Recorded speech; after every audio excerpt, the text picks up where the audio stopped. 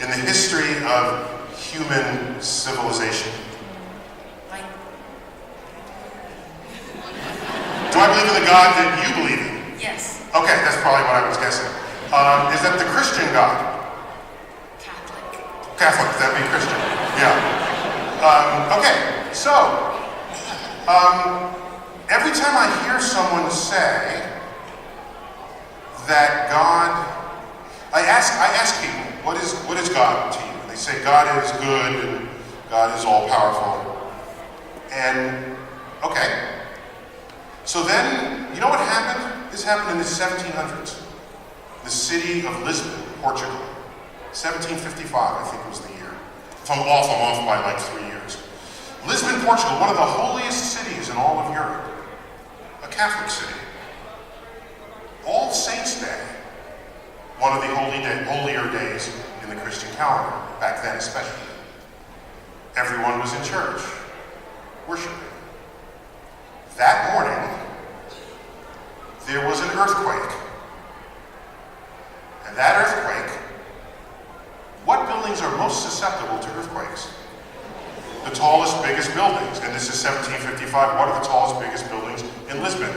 The churches. So, that morning, 80,000 people died in their churches from the collapse of the domes, walls, and what followed the earthquake?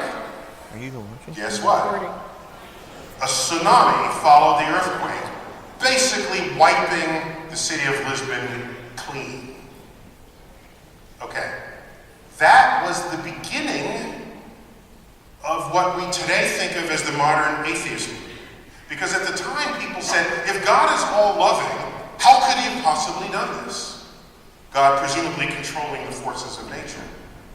We're not talking about man's inhumanity to man here, which would be the consequence of free will. We're talking about nature.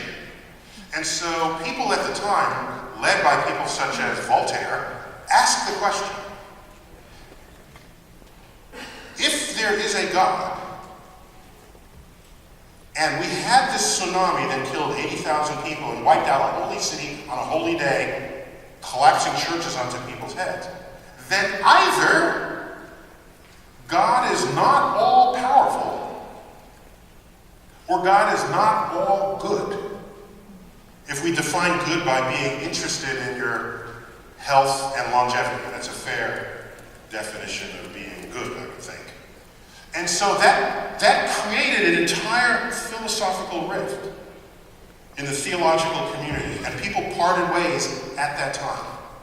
So when I look at the universe and I see asteroids coming down to strike and rendering species extinct, I see forces of nature that would just as soon have us dead or extinct. I don't see the goodness in the world that people speak of. And am I being selective? I don't think so. A tsunami hit Indonesia, 250,000 people died.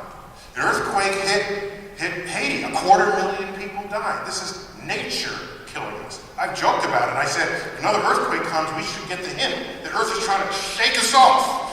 You ever see a dog like shake after it's wet? It's like, earth, say, get off. Humans, listen. So, when people define God in that way, I don't see the all good part. I see some good, I see a lot of bad. Nature trying to interrupt my health and my longevity. So now, that being said, nearly half of all scientists are religious. They pray to a God. Half of all Western in America. So being a scientist does not make you not believe in God. Nearly half.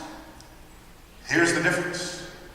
The scientists who are productive, who are also religious, do not use the Bible as their science reference. The Bible, they've removed and they use the Bible as a source of their spiritual fulfillment and enlightenment. And they draw a line in the sand. And Galileo said this first. Galileo, a religious Catholic man in Italy. He said it first. He's reading the Bible and he's got it, but then he invents a telescope. He builds a telescope, best one ever. And he's looking at the universe and he says, this doesn't match up. And so he comes up with the phrase, a brilliant phrase, in a letter to a friend of his. He said, apparently, the Bible tells you how to go to heaven, not how the heavens go.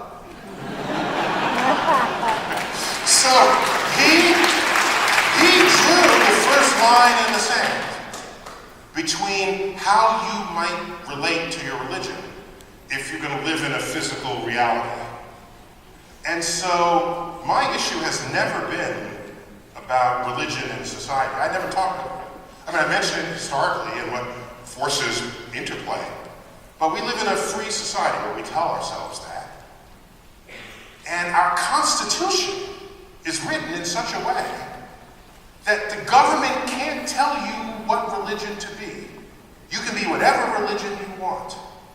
And you know what guarantees that? It's because our Constitution, ratified in 1789, makes no mention of God at all. A controversial fact at the time. How could you found a country with no mention of God? It's because the founding fathers were afraid that if a government establishes a God, that you will not have the freedom of religion that the Constitution promises. So the only way to guarantee that is to remove God from the Constitution altogether. Actually, God appears there in a trivial way. There's one mention of God, but it's not in any way that you would think. Did you know where it appears in the Constitution? Yes, it did. It's Anno Domini 1789.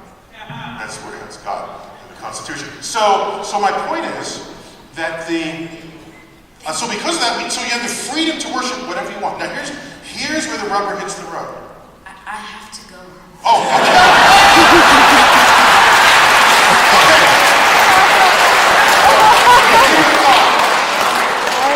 Since you are our future, I want you to understand something and not forget it. Are you ready? Okay. Religions all over the world constitutes what we call belief systems. Okay? And your freedom to believe whatever you want is a right and even a privilege in a free society. That's a good thing. Consider, however, that if you believe something that's part of a religious philosophy, and someone else has a different religion that's a different religious philosophy, and you're not agreeing with one another, and there's another religion over here and another over here, and they don't agree, you're still free to believe what you want. But what that tells you is that it is unstable to build a government on a belief system. What you want is objectively verifiable truths around which we can all agree. That's what you build your economic system on, your governance on. Once you have that, then you go forth to your mosques, and to your churches, and to your... Go forth and preach and believe whatever you want. But know the difference, as Galileo did, between how to go to heaven and how the heavens go. That's my answer to it.